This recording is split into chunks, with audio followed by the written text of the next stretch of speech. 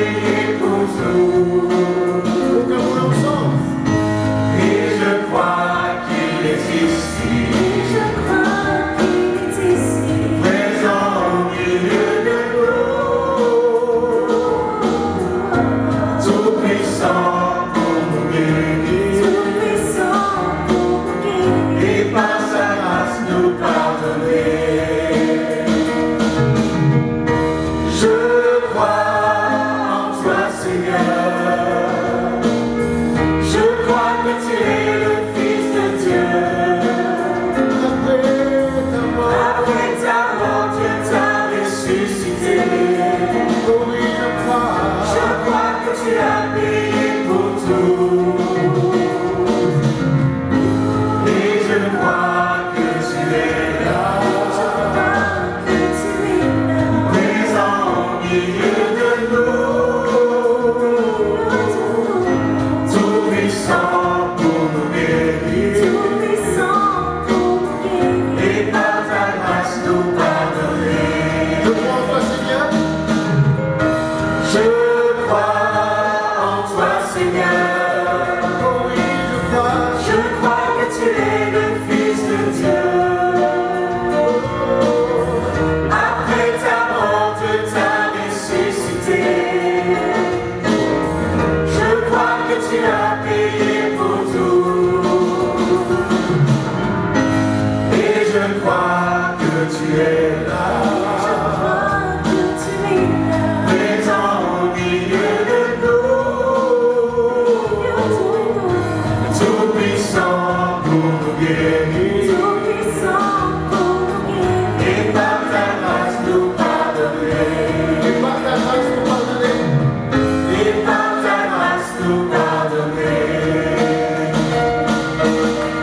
Et par ta grâce nous pardonner.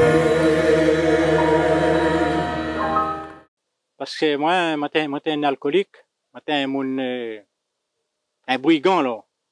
Mais comme on a entendu parler, quelqu'un m'a parlé la parole de Dieu, ben, moi, l'écouter, moi, parti à la montagne. Ben, là, que c'était le pasteur à presser. Ben, moi, donne mon cœur au Seigneur, moi, t'es guéri, moi, t'es fille, moi, t'es bois, et moi, t'es délivré de l'alcool instantanément, hein. Et pas Dieu après, il arrête le séquel, non. Moi, t'es délivré de la cigarette, de l'alcool, tout, parce que moi, t'es un désordre. Le soir, moi, t'es rentré à la case. Le vendredi, ben, moi, madame, t'es quoi? Mes enfants, t'es quoi? Parce que, moi, t'es possédé, mais Dieu la délivre moi, jusqu'à aujourd'hui, mais regrette pas, et me donne gloire à Dieu, hein.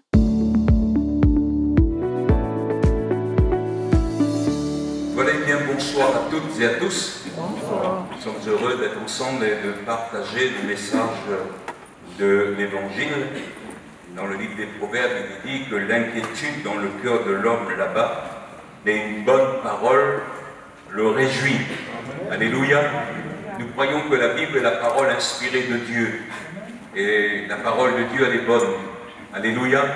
Hein, l'évangile veut dire bonne nouvelle. Lorsque nous ouvrons le Saint-Livre, bien Dieu sait nous parler. Il y a toujours donc des paroles pour nous encourager, pour nous fortifier. Et d'ailleurs Jésus lui-même, il a dit que l'homme ne vivra pas que de pain seulement, mais de toute parole qui sortira de la bouche de Dieu. Alléluia. Je propose de faire une lecture dans Ésaïe au chapitre 42, le livre du prophète Ésaïe au chapitre 42.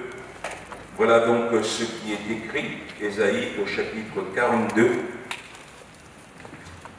Voici mon serviteur que je soutiendrai, mon élu en qui mon âme prend plaisir. J'ai mis mon esprit sur lui, il annoncera la justice aux nations, il ne criera point, il n'élèvera point la voix et ne la fera point entendre dans les rues. Il ne brisera point le roseau cassé et il n'éteindra point la mèche qui brûle encore.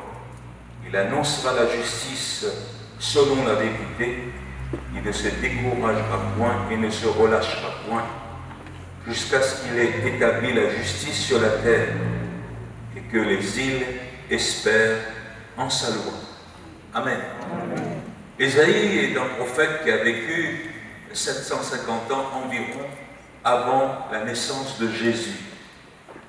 Et comme tous les prophètes de l'Ancien Testament, il a aussi prophétisé sur la venue de Jésus. Par exemple, sur sa naissance, dans le chapitre 7, où il dit « Voici votre Dieu lui-même vous donnera un signe. Une jeune fille deviendra enceinte. Elle enfantera un fils. On lui donnera le nom d'Emmanuel, ce qui signifie Dieu avec nous. » Il a prophétisé sur les souffrances de Christ à la croix, sur eh bien, tout ce qu'il a enduré. Il a été brisé pour nos péchés. Hein, il a porté en lui le châtiment qui nous donne la paix. Lui, par les meurtrissures duquel vous avez été guéri. Il a prophétisé donc sur le ministère de Jésus. Et ici, dans le texte que nous venons de lire, donc une partie du ministère de Jésus qui est ici donc prophétisé quand il dit « Voici mon serviteur que je soutiendrai ». Il s'agit ici de Christ en disant « Mon élu en qui mon âme prend plaisir. J'ai mis mon esprit sur lui. Il annoncera la justice aux nations. Il ne criera point.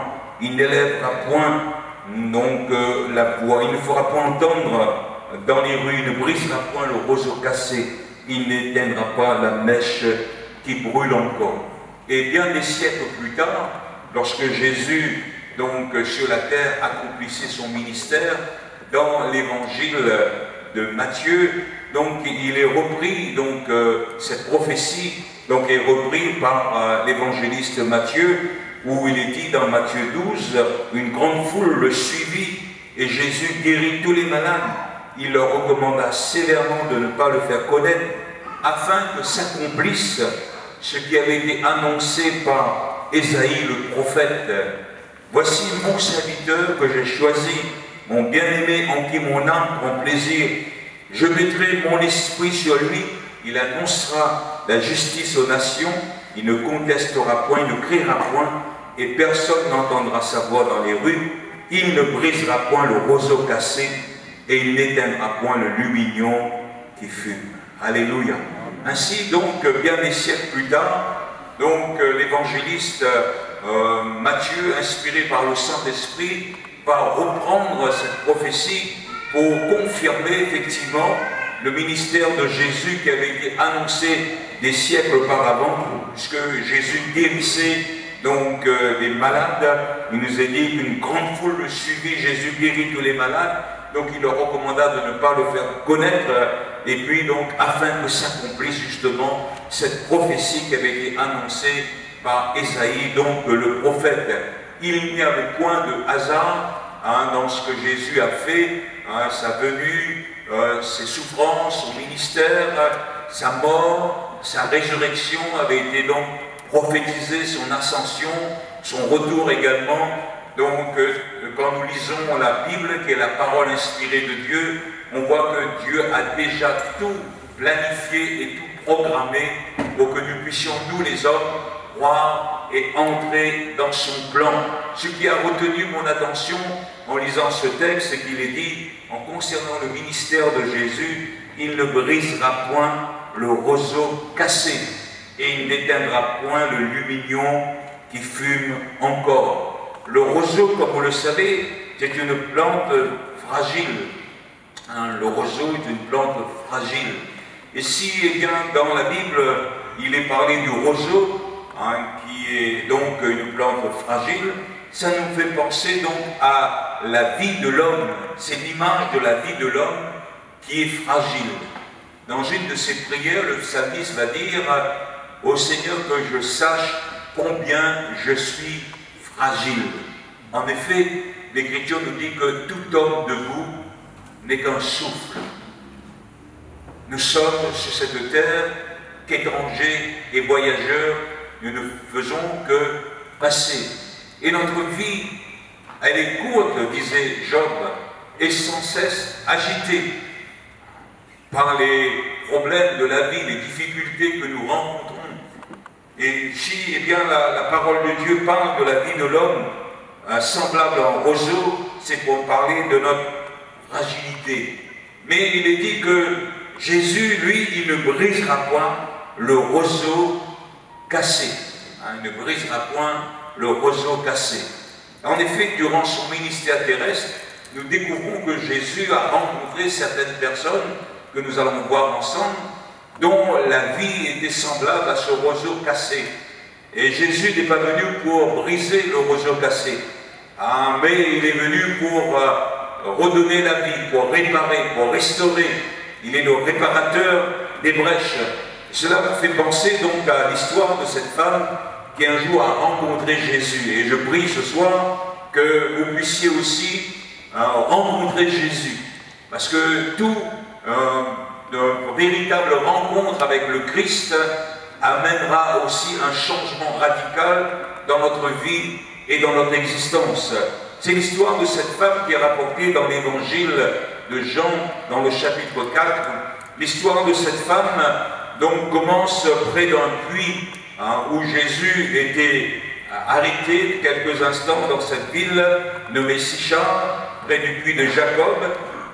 Jésus était fatigué et du voyage, il était assis au bord du puits. Ses disciples étaient allés à la ville pour chercher des vivres. Il était environ midi et tout à coup, donc, cette femme de Samarie vint puiser de l'eau et Jésus va s'adresser à cette dame en lui disant « Mais donne-moi à boire, femme, donne-moi à boire ». Et ses disciples donc étaient allés en ville pour acheter des vivres. La femme samaritaine lui dira « Mais comment toi qui es juif me demandes-tu à boire ? Moi qui suis une femme samaritaine ». Car l'Écriture précise qu'en ce temps-là, il n'y avait point de relation entre les Juifs et les Samaritains. Et Jésus lui dit, mais si tu connaissais le don de Dieu, et qui est celui qui te dit donne-moi à boire, tu lui aurais toi-même demandé à boire, et il t'aurait donné de l'eau vive. Et la femme dit, mais est-ce que tu es plus grand que notre père Jacob qui nous a donné ce puits, qui en a bu lui-même, ainsi que ses fils et ses troupeaux, parce que eh bien, tu n'as rien pour puiser, ce puits est profond. Et Jésus lui dit, mais quiconque boit de cette eau aura soif, mais celui qui boira de l'eau que je lui donnerai n'aura plus jamais soif. Et l'eau que je lui donnerai deviendra en lui une source d'eau qui jaillira jusque dans la vie éternelle. Alors la femme lui dit, Seigneur, Seigneur, donne-moi de cette eau, afin que je n'ai plus soif, que je ne vienne plus puiser ici. Alors Jésus dit à cette dame, va et appelle ton mari.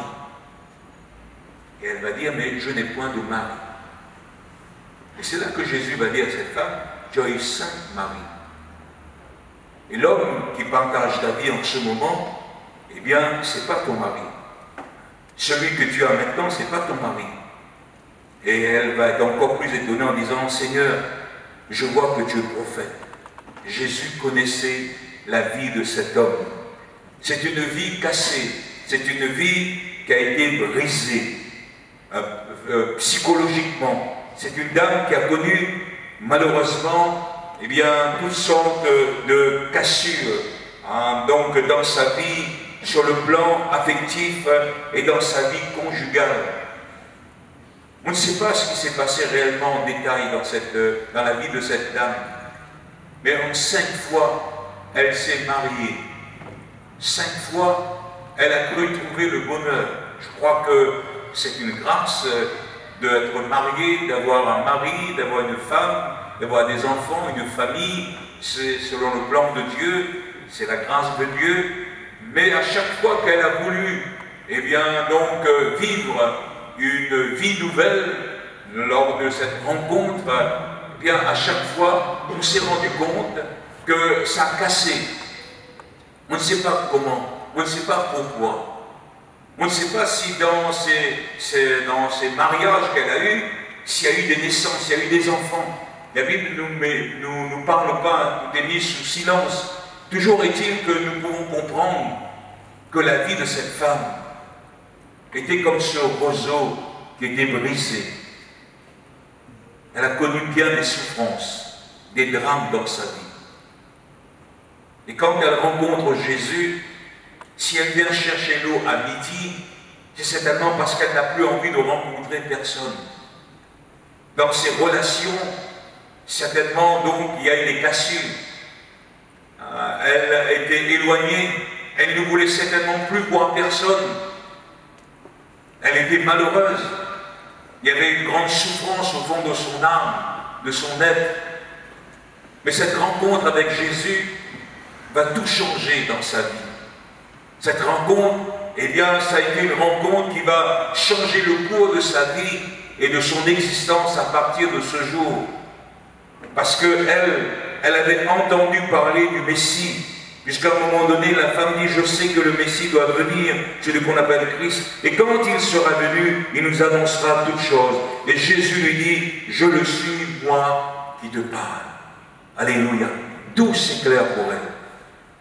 Et elle va laisser sa cruche et elle va dire à ses contemporains, venez voir, un homme m'a dit, tout ce que j'ai fait, ne serait-ce point le Christ? Ne serait-ce point le Christ pour elle? Elle a rencontré le Christ. Cette rencontre va donc changer sa vie, va transformer son être. Monsieur, madame, cher ami, peut-être que votre vie est un peu à l'image de cette dame. Dans votre vie conjugale, dans votre vie affective, vous avez connu peut-être eh bien, des séparations, des drames sur le plan sentimental. Il y a des blessures au fond de votre être qui n'ont jamais été guéries.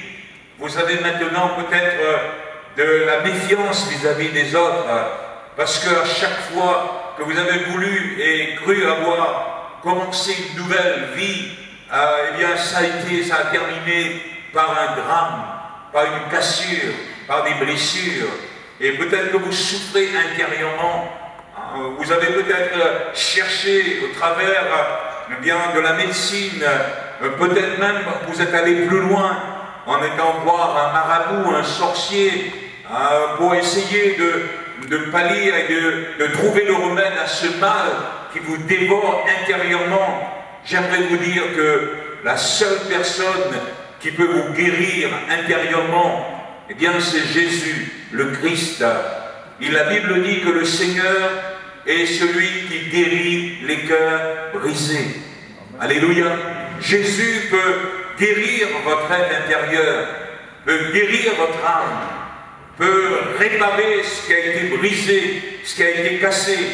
L'Écriture nous dit que si quelqu'un est en Christ, il est une nouvelle création.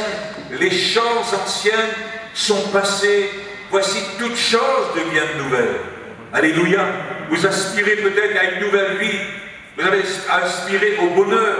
Aspirez donc à une vie comblée. Jésus a dit à cette femme, quiconque boit de cette eau aura encore soif. Mais celui qui boira de l'eau que je lui donnerai n'aura plus jamais soif. Et l'eau que je lui donnerai deviendra en lui une source d'eau vive qui jaillira jusque dans la vie éternelle. À partir de cet élément naturel qu'est l'eau, l'eau est l'image de la vie. Et Jésus nous propose une nouvelle vie. Jésus est venu pour nous donner la vie éternelle. Dieu a tant aimé le monde qu'il a donné son Fils unique afin que quiconque croit en lui ne périsse point, mais qu'il ait la vie éternelle.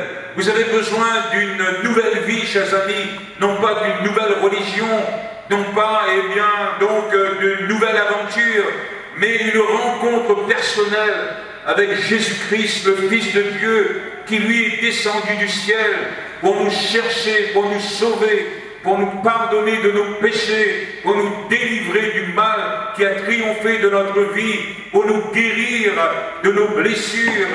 Eh bien, psychologiquement, moralement, Jésus est celui qui est le seul capable de guérir un cœur brisé. Et ce soir, vous pouvez vous approcher de lui. Ce soir, vous pouvez le rencontrer par le seul moyen de la foi.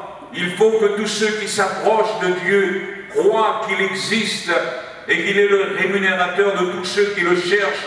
Vous ne rencontrez pas Jésus aujourd'hui en chair et en os comme autrefois, comme cette femme samaritaine, mais vous pouvez le rencontrer eh bien, spirituellement par le moyen de la foi. Là où vous êtes, vous pouvez invoquer son nom, vous pouvez demander à Jésus de venir dans votre vie, vous pouvez lui parler de vos blessures, de votre souffrance, de tout le mal qui vous a rongé depuis tant d'années. Vous avez cherché eh bien, un épanouissement, une raison de vivre sur cette terre. Vous avez peut-être puisé eh bien, dans les divertissements, vous avez peut-être puisé dans la drogue pour eh bien, essayé de retrouver un sens à votre vie. Vous avez puisé, eh bien, dans l'alcool, vous avez cherché, mais ces puits ne désaltèrent point. Quiconque boit cette eau, dit Jésus, ne sera point désaltéré, mais celui qui boira l'eau que je lui donnerai n'aura plus jamais soif. Et ce soir, cette rencontre est possible. Jésus ne brise pas le roseau cassé. Vous avez peut-être été rejeté, vous avez peut-être été incompris. Je vis certainement le cas de cette dame. Elle a eu 5 mariages, 5 maris, et maintenant elle vit avec quelqu'un qui n'est pas son mari. Elle n'a plus confiance en personne, elle n'a plus confiance en elle-même, parce qu'elle vit depuis des années avec ce traumatisme, ces blessures, eh bien, qui ont traumatisé sa vie. Et ce soir, peut-être c'est l'image de votre vie, monsieur, madame, cher ami, jeune homme, jeune fille. Eh bien, il est possible de recommencer une vie nouvelle. Il est possible de venir à Christ ce soir, et vous allez voir que cette rencontre avec Jésus va changer radicalement le cours de votre vie et de votre existence. Alléluia. Il ne brisera point le roseau cassé et il n'éteindra point le lumignon qui fume encore. Alléluia. Quelle bonne nouvelle, quelle belle parole. Eh bien, quand nous lisons cela, nous sommes émerveillés dans ce monde où il y a tant de désespoir, tant d'échecs, tant de souffrances. Et cela m'amène aussi donc à vous parler de cette autre personne dans l'Évangile. Sa vie était aussi comme un roseau cassé, mais ce roseau était cassé physiquement. Sa vie était détruite par la maladie. L'histoire de cet homme se trouve dans l'Évangile de Marc, au chapitre 5, et à partir du verset 25, il nous dit « Or, il y avait une femme atteinte d'une perte de sang depuis 12 ans. Elle avait beaucoup souffert entre les mains de plusieurs médecins. Elle avait dépensé tout ce qu'elle possédait. Elle n'avait éprouvé aucun soulagement, mais était allée plutôt en empirant. Mais ayant entendu parler de Jésus, elle vint dans la foule par derrière. Elle toucha son vêtement, car elle disait, si je puis seulement toucher ses vêtements, je serai guérie. Au même instant, la perte de sang s'arrêta, et elle sentit dans son corps qu'elle était guérie de son mal. Jésus connut aussitôt en lui-même qu'une force était sortie de lui, et se retournant au milieu de la foule, il dit, qui a touché mes vêtements? Ses disciples lui dirent, tu vois la foule qui te presse, et tu dis, qui m'a touché? Et il regardait autour de lui pour voir celle qui avait fait cela. La femme effrayée, tremblante, sachant ce qui s'était passé en elle, vint se jeter à ses pieds et lui dit toute la vérité. Et Jésus lui dit, ma fille, ta foi t'a sauvée. Va en paix et sois guérie de ton mal. Alléluia. Quelle grâce, quelle bénédiction a reçu cette dame. Quelle rencontre extraordinaire qui va aussi changer le cours de sa vie et de son existence. La vie de cette dame est semblable à un roseau cassé, brisé par la maladie. L'Écriture nous dit qu'elle était atteinte de cette perte de sang, de cette hémorragie depuis 12 ans. Depuis 12 ans, donc l'Écriture nous dit qu'elle avait beaucoup souffert entre les mains de plusieurs médecins. Elle avait dépensé tout ce qu'elle possédait. Et elle n'avait éprouvé aucun soulagement, mais était allée plutôt en empirant. Voilà la situation de cette dame. Nous pouvons comprendre combien elle était déçue. Elle est passée de médecin en médecin. Nous remercions Dieu, à chaque fois j'ai l'occasion de le dire, nous remercions Dieu pour la médecine, pour ses progrès, pour ses lumières. Nous prions pour le corps médical, pour le personnel soignant, parce que c'est Dieu qui donne à l'homme l'intelligence, et nous voulons rendre grâce au Seigneur pour la qualité de la médecine que nous avons dans notre pays. Toujours est-il que parfois, comme c'était le cas de cette dame, dans certaines circonstances, on peut nous dire « votre cas est trop grave, c'est trop tard, et on ne peut plus rien faire pour vous ». Ça arrive parce que la science de l'homme est quand même limitée. Le pouvoir de l'homme est quand même limité. Mais quand je crois que lorsque cette dame a entendu un jour le dernier médecin qu'elle a consulté, Madame, ben, on ne peut plus rien faire pour vous. On a tout essayé, hein, on a tout essayé, mais on ne peut plus rien faire pour vous. Et son cas allait plutôt en empirant. C'était tragique, ça a été dramatique, et on peut comprendre que sa vie était brisée, semblable à un roseau qui est un peu brisé. Mais à ce moment, dans cette période, alors qu'elle devait voir la mort arriver, elle a entendu parler de Jésus. Alléluia. Comme ce soir encore, vous entendez parler de ce même Jésus. Parce que Jésus-Christ que je vous annonce, il est le même hier, aujourd'hui et éternellement. Alléluia. Certes, il est mort sur la croix, il a été crucifié, il est mort pour nos péchés.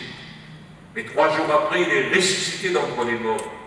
Il est revenu à la vie. Il est apparu vivant à ses disciples au moins pendant 40 jours. Il leur a parlé des choses qui concernent le royaume de Dieu. Et puis avant de remonter au ciel, il leur confie cette mission. Allez par tout le monde et prêchez la bonne nouvelle à toute la création. Celui qui croira, qui sera baptisé, sera sauvé. Celui qui ne croira pas sera condamné. Et voici les miracles qui accompagneront ceux qui auront cru. En mon nom, ils parleront de nouvelles langues. Ils chasseront les démons. S'ils boivent quelques breuvages mortels, leur feront point de mal. Ils imposeront les mains aux malades, et les malades seront guéris. Si nous vous annonçons l'évangile, bien c'est parce que c'est l'ordre de Jésus d'aller par tout le monde et d'annoncer la bonne nouvelle de l'évangile. Et quand nous croyons, il va se passer quelque chose dans notre vie. Voici, dit Jésus, les miracles qui accompagneront ceux qui auront cru. Vous avez peut-être cherché jusqu'à maintenant, vous avez peut-être payé, même chez des guérisseurs, pour être guéri. Mais jusqu'à maintenant, il n'y a rien qui se passe. Mais ce soir, approchons-nous du Seigneur. Approchons-nous du Seigneur. Car quand on s'approche de Dieu, Dieu s'approche de nous. Alléluia. Quand nous nous approchons par le moyen de la foi, bien le Seigneur s'approche de nous. Et vous pouvez vivre cette rencontre ce soir. Vous pouvez donc vivre cette expérience dans votre vie. Je terminerai avec un autre exemple d'une personne également dont la vie était semblable à un roseau cassé. Il ne brisera point le roseau cassé, dit l'Écriture. Peut-être que c'est l'image de votre vie. Votre vie est cassée, votre vie est brisée, peut-être par une circonstance ou une autre. C'est l'histoire de cette dame qui était veuve et qui donc a emmené donc son fils unique en terre dans la petite ville de Naïm. Beaucoup de gens étaient touchés par le deuil que subissait cette dame. Et Jésus entrait dans cette ville avec ses disciples et une grande foule faisait route avec lui. Et lorsqu'il fut près de la porte de la ville, on portait en terre un jeune homme, fils unique de sa mère qui était déjà veuve. Il y avait avec elle beaucoup de gens de la ville.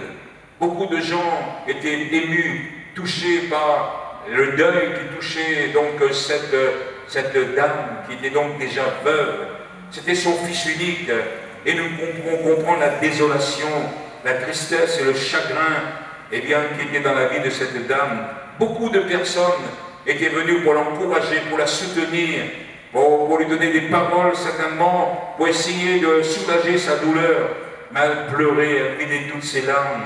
Et quand Jésus a vu cette dame, Jésus fut ému de compassion pour elle en disant « Ne pleure pas, ne pleure pas ». Et ceux qui portaient le cercueil s'arrêtèrent. Et Jésus, touchant le cercueil, dira « Jeune homme, je te le dis, lève-toi ». Et le mort s'assit et se mit à parler. Jésus le rendit à sa mère.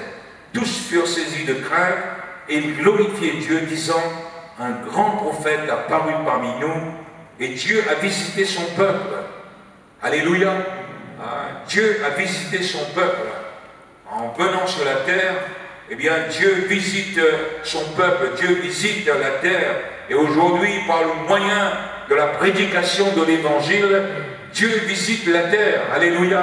Par cette bonne nouvelle, Et quand nous croyons, alors tout devient possible. Jésus donc a dit à cette dame simplement, ne pleure pas. Et je crois que certainement, ces mêmes paroles, cette dame a dû entendre plusieurs fois, peut-être des centaines de fois. Ces personnes qui l'entouraient étaient venues pour l'encourager, pour lui dire, ne pleure pas. Ne pleure pas, on est là, la vie continue. Je ne sais pas toutes les formules qu'on peut employer pour essayer de consoler quelqu'un, mais on se rend compte que nous les hommes, bien souvent on est désarmés. On est désarmés devant la mort. On est désarmés. On ne sait pas que faire et comment faire pour essayer d'apporter une consolation. Et nous pouvons voir la vie de cette dame qui est cassée, qui est brisée moralement par le chagrin, par la perte de son fils unique, alors qu'elle avait déjà perdu son mari. Mais Jésus, ce jour-là, va faire un miracle, va ressusciter son fils, va lui redonner son fils. Devant la mort d'un être cher, peut-être que jusqu'à maintenant, vous n'êtes pas arrivé à faire votre deuil. Il se peut que jusqu'à maintenant, depuis des années, eh bien, vous souffrez de la disparition d'un être cher, peut-être de votre mari, peut-être de votre femme, d'un de vos enfants. Il y a un chagrin bien profond dans votre vie. On a toujours essayé de vous consoler, de vous apporter bien, quelques paroles d'encouragement. Et peut-être que jusqu'à maintenant, lorsque vous pensez à cette situation, vous pleurez, vous pleurez, vous pleurez. Ça me fait penser à cette maman qui habitait dans le quartier de Savonnois, à Bras-Fusil, et qui, dans un accident de voiture, a perdu son fils, qui était âgé donc de 13 ans. Et pendant des années, des années, des années, elle ne faisait que pleurer, et bien regretter la mort de son fils. Combien elle aurait aimé, disait-elle, mourir à la place de son enfant, si c'était possible.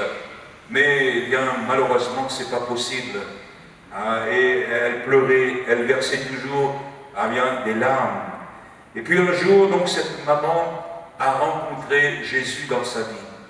Jésus qui, en face de la mort et face à l'éternité, nous donne une espérance. Jésus a dit dans l'évangile de Jean, « Je suis la résurrection et la vie. Celui qui croit en moi vivra même s'il meurt. Et quiconque vit et croit en moi ne mourra jamais. » Alléluia. Puisque nous ne savons pas quand ni comment nous allons quitter cette terre, mais nous les vivants, nous savons que nous mourrons. L'homme n'a pas de victoire dans ce combat. Tout homme debout est qu'un souffle. Et nous n'avons point de victoire. Nous ne pouvons pas dire non, je ne veux pas mourir. Quand c'est le moment, eh bien donc vous allez partir, je vais partir. Mais béni soit le Seigneur, devant la mort et face à l'éternité, Jésus nous a donné une espérance. Alléluia. Puisque lorsque, avant même qu'on soit dans ce monde, et qu'on n'était qu'une masse informe dans le sein maternel, l'Écriture nous dit que Dieu nous voyait, et sur son livre étaient tous inscrits, le nombre de nos jours qui nous étaient destinés avant qu'aucun d'eux n'existait. Dieu est omniscient, il sait tout. Et si nous devions un jour quitter cette terre, tous les uns et les autres, mais face à la mort et devant l'éternité, Jésus, donc la résurrection et la vie. Et quand nous croyons en Jésus, quand nous recevons le Christ, nous recevons la vie éternelle. Et même s'il faudra un jour quitter cette terre, mais lorsque nous avons le Christ en nous, c'est vrai que notre corps, pour un temps, retournera à la poussière, mais notre esprit, notre âme retourne à Dieu qui l'a donné. Mais lorsque Jésus va revenir sur les nuées du ciel, il est dit que les morts en Christ ressusciteront premièrement. Ceux qui sont morts dans la foi. C'est pourquoi Jésus dit, quiconque vit et croit en moi ne mourra jamais. Alléluia. Ne mourra jamais. Quand on a le Christ dans sa vie, c'est vrai que pour un temps notre corps retourne à la poussière. Mais la mort n'atteint pas notre âme, notre esprit. Parce que celui qui a le Christ, il a la vie éternelle. Mais quand Jésus va revenir, donc, les morts en Christ, ceux qui sont morts dans la foi, ressusciteront premièrement. Parce que Jésus est la résurrection et la vie. Alléluia. Ah, et quelle belle espérance, quelle belle consolation. Ah, et nous les vivants, qui seront restés pour son avènement, ah, les chrétiens qui seront présents ce jour-là, lors de l'avènement du Seigneur, nous serons changés, nous serons transformés, nous allons revêtir aussi un corps incorruptible, et avec eux nous serons enlevés à la rencontre du Seigneur, et nous serons pour toujours avec le Seigneur. Alléluia. Ainsi l'évangile, chers amis, eh bien, ne nous engage pas uniquement pour cette vie d'ici-bas, car si c'est dans cette vie d'ici-bas seulement que nous espérons en Christ, nous sommes les plus malheureux de tous les hommes. Mais l'évangile, eh bien, donc, nous engage pour l'éternité. Alléluia. Il y a plusieurs demeures dans la maison de mon Père, a dit Jésus. Si ces choses n'étaient pas, je vous l'aurais dit, et je m'en vais vous préparer une place. Lorsque je m'en serai allé et que je vous aurai préparé une place, je reviendrai et je vous prendrai avec moi, afin que là où je suis, vous y soyez aussi. Alléluia. Quelle grâce, eh bien, d'avoir Jésus dans son cœur et dans sa vie. Quand on a le Christ, eh bien, donc, on a l'assurance. Une assurance que personne ne peut nous donner. J'ai l'assurance que ni la vie, ni la mort, ni les anges, ni les puissances, ni les hauteurs, ni les profondeurs, ni aucune autre créature ne pourra plus nous séparer de l'amour de Dieu manifesté en Jésus-Christ. Alléluia. C'est l'espérance que je donne à Jésus, l'espérance de la vie éternelle. Et ce soir, vous pouvez vivre aussi cette espérance. Vous pouvez être consolé, hein? Vous pouvez être consolé de la mort d'un proche. Jésus est près de ceux qui ont le cœur brisé. Et il sauve ceux qui ont l'esprit dans l'abattement. Alléluia. Jésus a guéri le cœur de cette maman, donc qui ne faisait que pleurer tous les jours la mort de son fils. Et quand elle a rencontré Jésus, eh bien, le Seigneur a guéri son cœur brisé. Alléluia. Et ce soir, vous pouvez vivre aussi bien cette rencontre, cette guérison intérieure. Votre vie est comme ce roseau cassé. Et Jésus ne brise pas le roseau cassé. Il n'éteindra pas le lumignon qui fume encore. Et vous pouvez ce soir venir à Christ. C'est l'invitation qui nous est laissée par le Seigneur dans l'évangile de Matthieu en disant « Venez à moi, vous tous qui êtes fatigués et chargés, et moi je vous donnerai du repos. Prenez mon joug sur vous et recevez mes instructions, car mon joug est doux et mon fardeau léger, et vous trouverez du repos pour vos âmes. » Alléluia. Ce soir, votre vie est semblable à ce roseau brisé, cassé. Et ce soir, vous pouvez vivre un nouveau départ de cette rencontre avec le Christ. Venez à moi, venez à Jésus ce soir. Approchez-vous de lui, au plus profond de votre être. Invoquez son nom. Oui, le Christ est vivant. Il est à la droite de Dieu. Il intercède pour nous. Il a dit, si vous demandez quelque chose en mon nom, je le ferai, afin que le Père soit glorifié dans le Fils. Si vous demandez quelque chose en mon nom, je le ferai. Amen. Je ne sais pas ce que donc vous avez besoin. Je ne connais pas la situation de votre vie, de votre être intérieur, mais vous pouvez vivre cette rencontre avec le Christ ce soir en vous approchant de lui par le moyen de la foi. Approchez-vous de Dieu, Dieu s'approche de vous. Nous allons nous recueillir quelques instants et nous allons nous approcher de lui par le moyen de la foi et de la prière. Alléluia. Seigneur, notre Dieu, notre Père, toi qui nous as donné la vie, l'être, le mouvement et la respiration, toi qui nous connais si parfaitement, nulle créature n'est cachée devant toi, mais tout est nu, tout est découvert à tes yeux. Seigneur, nous nous approchons de toi avec confiance. Nous nous approchons de toi, Seigneur, avec assurance, parce que tu es le même. hier, aujourd'hui et éternellement. Ce que tu as fait hier, tu le fais encore aujourd'hui. C'est pourquoi nous te sommes reconnaissants, Seigneur, oh, parce que ce qui est impossible aux hommes est possible pour toi, Seigneur. Et nous avons ce soir confiance en ton saint nom. Oh, nous invoquons ton nom, Seigneur. Oh, Seigneur, dans ce lieu, nous invoquons ton nom, Seigneur, avec tous ceux et celles qui te cherchent. Tu as dit, celui qui cherche trouve. Et nous voulons te remercier pour ta miséricorde qui dure à toujours, Seigneur. Tes bontés ne sont pas épuisées, tes compassions ne sont pas à leur terme. Elles se renouvellent chaque matin. Elles se renouvellent, alléluia. Et ce matin, ce soir, nous nous approchons de toi avec confiance. Alléluia.